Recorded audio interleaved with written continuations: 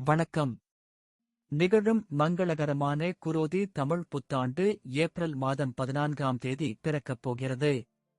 சித்திரை மாதத்தில் குரு பகவான் மேஷ ராசியில் இருந்து ரிஷப ராசிக்கு இடப்பெயர்ச்சி அடையப் போகிறார். சனி பகவான் கும்ப ராசியில் பயணம் செய்கிறார். குரோதி ஆண்டில் கிரகங்களின் மாற்றங்களால் கும்பம் ராசியில் பிறந்தவர்களுக்கு என்ன பலன் கிடைக்கப் போகிறது என்று பார்க்கலாம். குரோதி கும்பம் ராசி மே 1ஆம் தேதி சித்திரை மாதம் 18ஆம் நாள் குரு பகவான் மேஷ ராசியில் இருந்து ரிஷப ராசிக்கு 12 ஆண்டுகளுக்கு பிறகு சென்று அமரப்போகிறார்.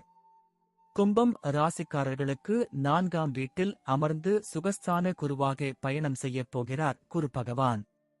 குரோதி ஆண்டில் குருவின் பார்வை உங்கள் ராசிக்கு 8, 10, 12 ஆம் வீடுகளின் மீது விழுவதால் யோகங்கள் தேடி வரப்போகிறது. குருவின் பயணம் குரோதி ஆண்டு முழுவதும் குரு பகவான் உங்கள் ராசிக்கு 4ஆம் வீட்டில் பயணம் செய்யப் போகிறார். சுகஸ்தான குருவினால் சுகமும் சந்தோஷமும் அதிகரிக்கும். சுறுசுறுப்பாக இருப்பீர்கள். உடல் ஆரோக்கியம் நன்றாக இருக்கும். வேலையில் புதிய உற்சாகம் பிறகும். வேலை செய்யும் இடத்தில் உங்களுக்கு மதிப்பு மரியாதை கூடும்.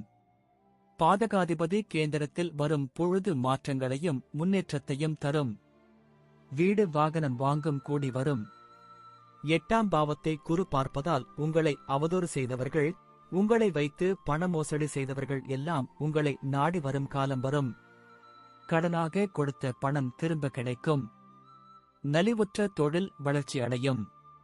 இதுவரை முழங்கிய லாபம் எல்லாம் வரும். நிரந்தர வேலை கிடைக்கும். பதவி யோகம் தேடி வரும்.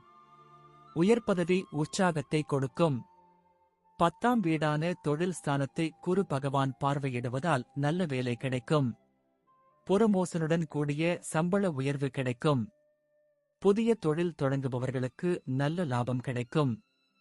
12ஆம் பாவத்தை குரு பார்ப்பதால் இதுவரை தூக்கம் இல்லாமல் தவித்தவர்கள் இனி நிம்மதியாக உறங்குவார்கள்.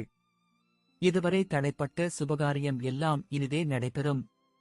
வண்டி வாகன விரய செலவுகள் வரும்.